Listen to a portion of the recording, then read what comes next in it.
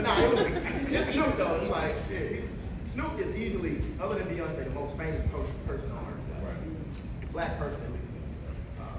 So yeah. So now let's talk about your own now. Yeah. Now, what would you say is ranking in like the top 3 tracks on the The texture tapes. The top 3 songs off. Well, so I released 2 texture tapes, and it's kind of hard to say because they sit in my phone so long before y'all get them that I get tired of hearing the songs. And if you understand POOR, you know what I'm saying? So I just started making shit happen. And to what you were saying, people putting stuff out and just throwing it everywhere, that's literally what I did. I wrote a whole book on artist development and entrepreneurship for like people who don't know how to do it from the ground up. And it wasn't a secret formula that I had, it was just shit that I was doing that could also work for you.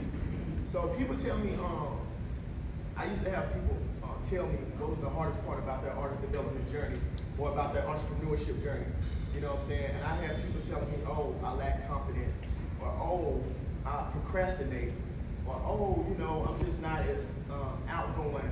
Oh, my job, I've just been bullshitting and I'm going back and forth. Oh, I got kids and I'm listening to all this stuff and I literally don't have the money in my account.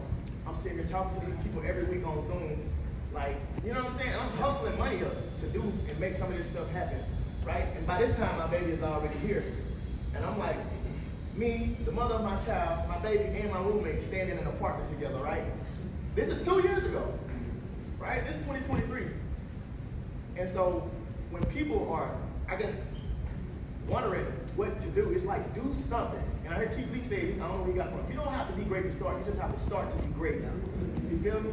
And so like, y'all are actually looking at this shit in real time. Real time, right? I just got a new car and I only got it because I thought the air conditioner went out of my old car. And I ain't want to be riding around with my baby sweating fucking bullets in the backseat. I had a 2011 Hyundai Sonata that I drove 9 years. And I'm tell you now, none of the wheels fell off and that was the mission. I was trying to drive that motherfucker to the rollers was scrubbed. You feel me? So like, yeah, just splattering paint on the wall. And you ain't gonna start off great, but when you start, you learn how to fix, nitpick, change, take out what you don't like, put in what you do like, switch something up. Like, you know what I'm saying? And it's just, that's always how I've been, you know what I'm saying? Like, I drive here, I do regular things just like y'all do. Like, I'm just regular. The thing is, I'm more delusional than a lot of y'all are. And that's what keeps me going with that driving. That's a big part of my artist development, just not knowing how to quit. Real short. I just want to know, are you a pimp? Am I a pimp? Yes. For sure. If I told you that I wasn't, would you believe me? Nah, because you talk that pimp talk like. If I told you that I am, would you believe me? Yes. Okay, so your answer is yes all the way around. Because if I said no, it'll still be he must be. No, like you like. You just said it. All right. If I told you no, you wouldn't believe it. If I told you yes, you would. So. Was there an adjustment for you being creative, going into music business rather creatively or emotionally, when you know making that transition? So okay, I'm doing what I want because I want, and then when you get invested in by the world, do you feel that you have to make an adjustment into the music business? Was there an adjustment going into the music business, and did it affect my creative process? Yes. Is what you're asking? Yes. So I create from a pure space. I don't make music at all for money. I don't make music for y'all. I make shit that feels good to me, for me, about me. And y'all just happen to catch the effects of that, right? But I never go to the studio and be like, what gonna make me the most money? I don't do that. I make music from a pure space. I make the business of music about money. When I'm negotiating or when people want what I've created from a pure space, I make that part about money. Hey, I created this great dope song from like the heart. Let me buy it. Give me $1 million. You know what I'm saying? And so I try not to let none of this sway. And this is the entrepreneur side, right? I heard Pusha T say in the song, I don't trust rap niggas or rap money, right? The first time I got a big chunk of money, I didn't know how to manage my money. And it's like, if somebody slapped $1 million in your hand, you would assume that you knew what to do with it. You would probably fuck it off. And it took me spending all that money, going broke, being in that basement recording those songs and looking at that type of stuff happening to me in real time, you know what I'm saying? to know that like, hey, you need to make smarter investments, or you need to work harder, or like do more to like protect what you have. And somebody told me one day, I was in the studio with Guap Dad, if y'all know who that is. He was like, you know what, I don't concern myself with how much money I spend. I concern myself with making more money so I don't have to worry about that problem, right? Don't worry about, oh, I'm spending so much. No, I'm just making way more than I'm spending, so I ain't ever gotta clock it, you know what I'm saying? That's a strategy I sometimes use, but you know, I'm cheap as hell. Like, I pulled up and they was like $5 for valet. I'm like, I can't park it. This my car. Me too. Nigga ain't gonna take my weed. If you haven't had it already, who is your drink collab? Michael Jackson. Michael Jackson is my drink collab. Yes. So what's your favorite record you've made? My favorite record for me right now is Born Again. Mine too. Yeah, I love that song. Yeah. Yes. How do you think your sound has evolved from like Akeem Casanova to like now? Like, do you feel like your sound has changed, your rapping has changed? Yeah, so I made Akeem Casanova in 2021 as an experiment, just trying some shit.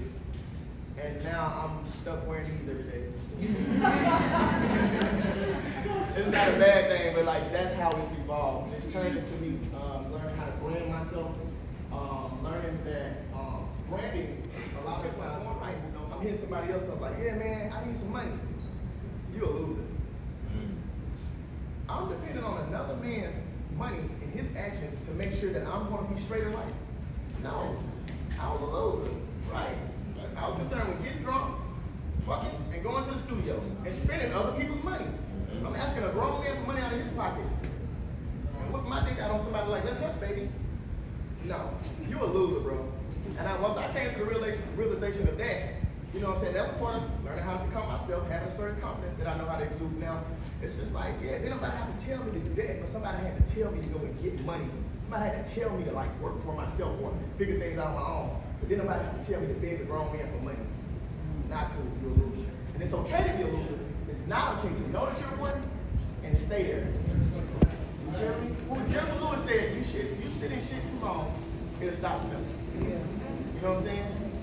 I smell it now, but how things were being on tour, how do I feel after that? So one of my biggest inspirations is knowing a couple of them, knowing that I'm blessed and not taking for granted like what God has given me, that you know other people don't have the luxury of having, and also not doing an injustice to the people who believe in me or to the people who are rooting for me, pulling up here and supporting me. I feel like the second that I stop, you know, I'm kind of like giving y'all a foot up y'all asses, you know what I'm saying, like F you. And so it's like a duty that I have to people who are entrepreneurs, artists, or people trying to get to this space that I'm in. And trust me, I do get it if you are an entrepreneur and an artist, or you're trying to get things off the ground and rolling yourself. It's complicated, difficult, hard. You know, some days you want to do it, some days you don't want to do it. It wants you some days it don't want you. But those are some of my biggest inspirations, just like being here and showing up for you guys in the capacity that's conducive to letting you know that it can be done. So being from Mississippi, what was that like as far as the musical journey as a whole and growing up? Being from Mississippi, what was that like for my music journey as a whole and growing up? So nobody in my family is musically inclined, and how I got bit with the bug, I don't fucking know. Am I allowed to cuss? Yeah, how I got bit with the bug, I don't know. But I kind of fell in love with music around the age of 7 or 8. And yeah, just kind of like listen to the radio. I remember when I was in the 3rd grade and I liked this girl named Jodeci Davis, and I went home and tried to make myself cry to Usher, my boo. And I was like that in love with the music. I remember singing like Ordinary People by John Legend when I was 9 years old. That's the stuff that was out, you know. And I remember trying to rap, first starting to rap. There was this guy who stayed on my street, and he used to learn Bone Thugs and Harmony and Twister songs and used to rap, but I didn't know that they were those songs. And until somebody told me, and so I started learning songs so I could rap them in school to people who didn't know that they were other people's songs. And I wrote my first rap officially when I was like 11 years old. And so back then you didn't have like a CD full of beats, or you didn't have like YouTube and stuff. This is like 2005 when I wrote my first rap, right? I'm I'm listening to the Chris Brown CD, and number 11 was popping. You know it. I see, this is, you just don't forget. I was 11 years old, number 11 was popping, and I literally wrote my first rap ever to that song. And so from there, I just kind of like, you know, and I did like poetry and stuff, and I always knew how to draw. I was just like, I don't know why I just knew how to do so many things. And we probably all did as kids, right? No? Okay, don't worry about it. But as I got older, I just kind of wanted to hone in on, you know, something that was cool. I got shoes, I got clothes, like, I got everything that I need, necessities. I do not have problems, right? I got issues that I need to fix sometimes, but I ain't got no problems. So that mental health thing is like literally knowing that you got it all the time. Even when it don't look like it, you got it. When I had $10, I still walked out the house and was like, I'm finna rap today. And when I got $100, shit, I still wanna rap. And it don't change, you know what I'm saying? Like, and that's a part of my mental health, letting myself know, like, it ain't always what it looked like, or it don't always look like what it's gonna be for later on. So, yeah. You got this, man.